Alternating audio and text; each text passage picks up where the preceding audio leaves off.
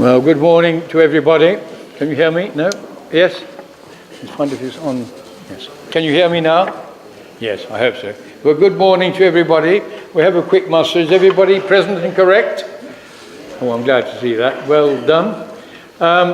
There's a little bit of sadness, I think, because this is our last Sunday gathering, and we've only one other gathering on the list, which is on the 31st of December. Today we are thinking and remembering Stanley Skelton, but on the 31st we have 4 names, and we're going to have a slightly different service, same format basically, but just a little bit more into it because we've got 4 people involved and we don't want to keep you here for 4 hours, maybe only 3 hours or whatever it is. Okay, so that'll be on the 31st. It's for Alfred Reed, Herbert Chandler, Thomas Stallwood and Dick Castleton. I'm going to hand you over to James, who has something to give out at the beginning and a few words to say before we toll the bells. Well, thank you all for coming today. So many of you here today for Stanley's commemoration service. Before we start, though, we held a memorial or a Thanksgiving and remembrance service on Saturday, the 10th of November, in order to remember all of our men who we lost in the war and give thanks for peace, the signing of the armistice. So at the end of that, we had a retiring collection in the aid of 3 charities in aid of servicemen: the Royal British Legion, Blesma, the Limbless Veterans Charity, and also SAFA, the Servicemen's Family Welfare Organisation. And so I'm delighted to say that we have some donations for you. So Steve, as a representative of Blesma. Oh, thank you. There we are. And who do we have from the Legion here today? I can hand over to you. On behalf of the Legion, thank you. So Stanley came here when he was about 9 years old. He was born elsewhere, but came to our village. But just before we start tolling the bell, I'm going to pass around this little badge. This is very important. Stanley was wounded in the war, and he came home in 1916. We can be very proud of how our country behaved on the whole. The behaviour from people of wartime, everyone, getting together, collective community spirit, and getting behind the war effort, everyone working together. But some things we can be rightly quite ashamed of. And one of those was the harassment of men in the street, both verbally, threats and insults, and physical attacks on those who appeared to be of fighting age, who weren't in uniform. In order to stop this rather shameful practice, the government started issuing one of these badges, which are being passed around, called a Silver War Badge. If you were discharged from the army through wounds or sickness, ill health, you would receive one of these. You wear it on your lapel will guarantee your security in the street, and also as a badge of honour as well. And many of our men would have worn them with pride in the years during the war and following the war. Particularly important for someone like Stanley, the nature of his injuries were that they probably weren't visible. He probably looked like a young and fighting fit man. So this is a Silver War Badge that is being passed around at the moment. Each one of them is numbered, and you can go and find out the history of the man, why he received those. We're going to toll the bell now 100 times in Stanley's memory, and we'll tell his story afterwards. Now, we have a large number of Skeltons here today, which I'm very pleased about, and I don't know how many we've got in total, but if you'd all like to come and toll the bell, we'll work out how many chimes we can do each. And so if you're able to stand, please, well, you might give us 2 minutes to sort ourselves out at the back of the church, and then if you're able to stand, please do so for the tolling. Before we do that, Colin's going to recite a poem for us. Oh, thank you. This is by famous war poet Rupert Brooke, who wrote a poem on his way to Gallipoli. He didn't actually reach there. He died on the way there from disease. But he wrote this poem for what the men going out thought if they didn't come back. If I should die, think only this of me, that there's some corner of a foreign field that is forever England. For there shall be in that rich soil a richer dust concealed, a dust that England bore, shaped, made aware, gave once her flowers to love, her ways to roam. A body of England, breathed an English air, washed by her rivers, blessed by the sons of home. And think this heart, all evil shed away, a pulse of the eternal mind no less, gives somehow back the thoughts of England given, her sights, her sounds, dreams happy as her days, and laughter learnt of friends, and gentleness in hearts at peace under an English heaven.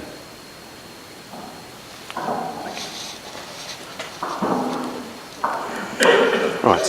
So if the Skelton family would like to make your way into the tower at the back of the church. Yeah. And it goes, and it lies up.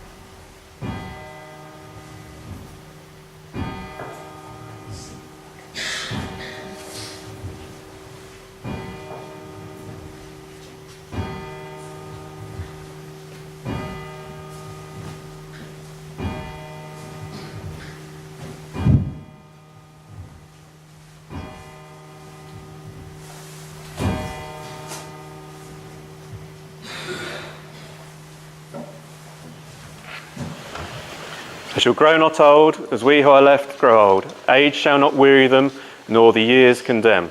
At the going down of the sun, and in the morning, we will remember them.